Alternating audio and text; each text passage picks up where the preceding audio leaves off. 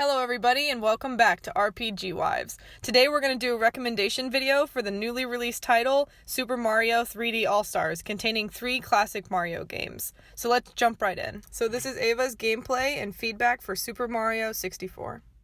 When beginning Mario 64 on the Switch, I never had the opportunity or the correct console to ever play this game. I didn't really have any expectations of what the game was going to be like. All other Mario games I've played in the past, except for Luigi's Mansion franchise, have not been easy for me to play. However, I had a great time busting through other action-adventure games, such as the Uncharted series, as they're one of my favorite collections of video games. As for the graphics, they are okay for a game that was created 2 decades ago and were not something that affected my performance. I think my gaming experience was affected by the camera view and controls, which made it difficult for me to maneuver through the levels. I played the game alone at first, trying to read the signs and move along. Halfway through the introduction, I entered a room with about 5 different signs teaching me the controls. It was like receiving all of these directions at once and having that overwhelming feeling of, oh my god, what happens if I forget about this later in the game? When trying to get a star for the first time, I had this big wave of frustration halfway through the world because I didn't know what I was supposed to do and where to go. Finally, my wife had to jump in to help me because I was so bored. I managed to get my first boss battle with tips from my wife here and there. She explained to me how there are rules when you play a boss battle, like that you have to hit the monster 3 times to defeat it. Where'd you learn that? In video game school, I never got accepted. I played this game a little bit longer with some difficulty, but this time it was a little bit more fun because my wife was telling me what to do every step of the way. Even though it was easier after learning some basic rules, I still don't find Mario 64 a game I want to play again. This is Jessica's gameplay and feedback for Super Mario 64. Mario 64 has always been a classic for me. When I was younger, I would go over to my cousin's house and he would let me play it on his 64 in his room. Eventually, I grabbed it on the DS way back in college, and now I have the Switch version of it. I think this 3D All-Stars pack wouldn't have been complete without Mario 64, one of the first 3D platforming games of all time. I had so much fun running through the levels, finding different ways to get all the stars, and just doing the silly things like throwing the baby penguin off the mountain.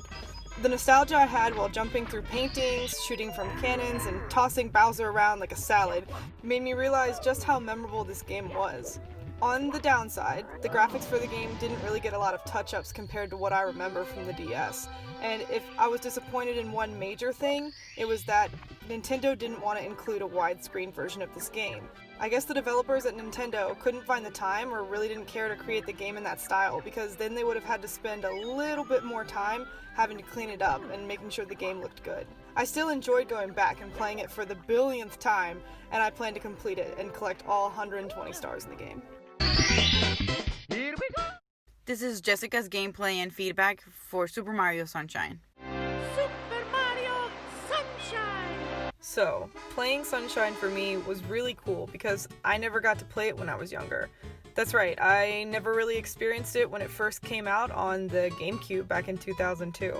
But when diving into it for the first time, I love island-themed or beach-themed games, so I was already in love with how it looked. The cute little flood nozzle, your little partner in crime that talks to you and comforts you in jail during one of the most dramatic first scenes of any Mario game I've ever seen, had me laughing. The only thing I didn't like about the beginning was shooting water into the painted piranha plant's mouth.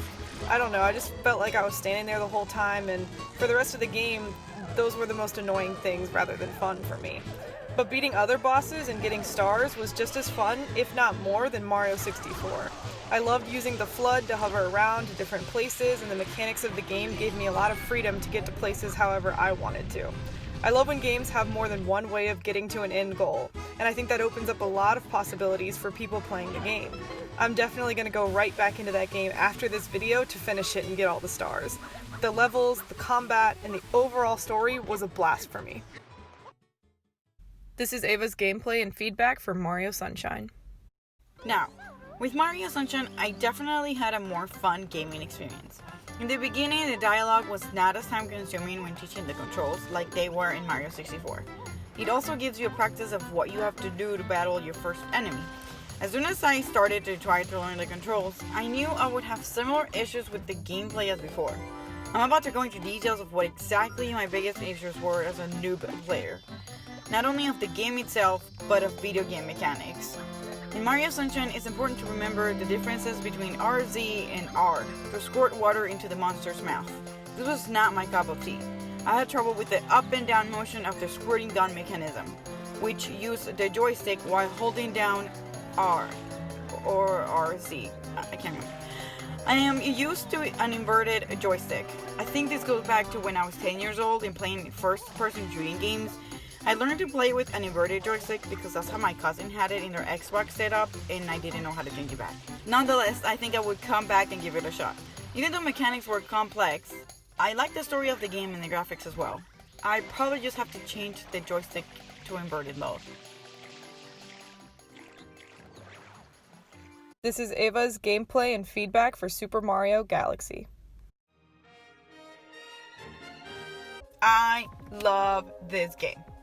It was like love at first sight. Again, never played any games like this before, and I ended up playing it only in handheld mode though. When you started the game, the first thing that caught my eye were the beautiful graphics. It was interesting, refreshing, and new. Unlike Mario 64 and Sunshine, the controls explanations were kept to a minimal and straightforward. This made the game mechanics understandable and simple for me.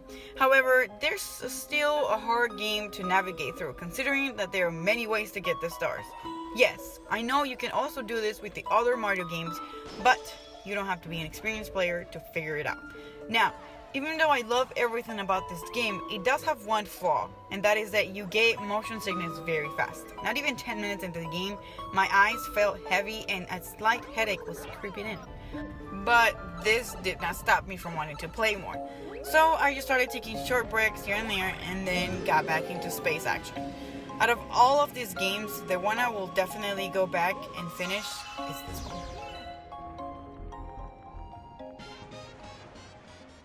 This is Jessica's gameplay and feedback for Super Mario Galaxy. So Galaxy was pretty interesting. It's a game I've never played before either. However, immediately getting into the game, the intro was super hardcore and I loved it. I loved seeing the Mushroom Kingdom just completely in chaos and Mario's trying to save Peach. It was all super dramatic. You finally get into some gameplay once you're on the first planet and catch Luma. The gameplay for me is, well, it's very strange, especially since you can't really use any of the camera features to help you other than to like reset yourself on the planet. And I don't dislike the game or its concept, but specifically to the controls, playing this game in handheld mode versus docked was a huge difference for me. Handheld mode was awful, and I'm one of those weird people who don't want to touch my Switch screen to get my fingerprints all over it. Which ends up happening because it tells you to touch the screen to collect the star fragments or to shoot enemies. In docked mode, I always forgot I was supposed to center the Joy-Cons to the screen and aim with them, and I just never ended up using this feature because to me it wasn't terribly fun. I think the thing I liked the most about the game was the boss battles. For me, it was hilarious running around an entire planet to fight the giant piranha plant guy. Overall, this game kept having me to think outside of the box. It's beautiful, beautiful game graphically, with the planets and the space features. I love it, and Rosalina's pretty awesome. I think the game does a fantastic job of showing this new universe and creating an interesting story around it. Noob versus expert. Was the game worth it?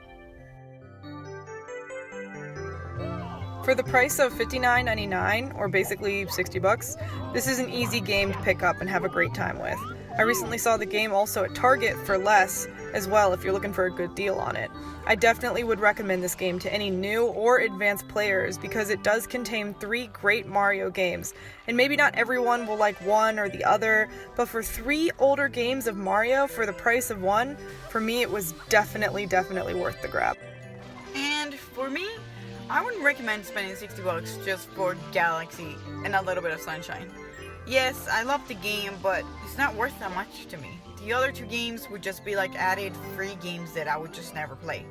The only way I would get this game just for Galaxy is as a pre-owned version, or maybe even wait for the game to drop its price, if it ever does.